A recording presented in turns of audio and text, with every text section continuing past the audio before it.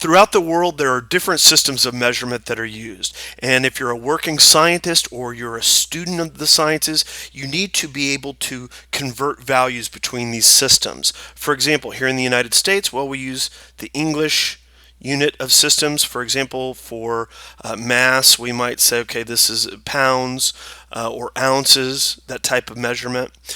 For length, we might say miles, or for volume, we might say that this is a gallon. The rest of the world, which is colored here in green, the rest of the world, for the most part, with a few exceptions, they use the metric system.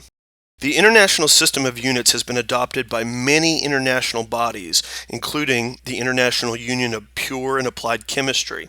And so what they've done is they've standardized certain measurements. So we have length,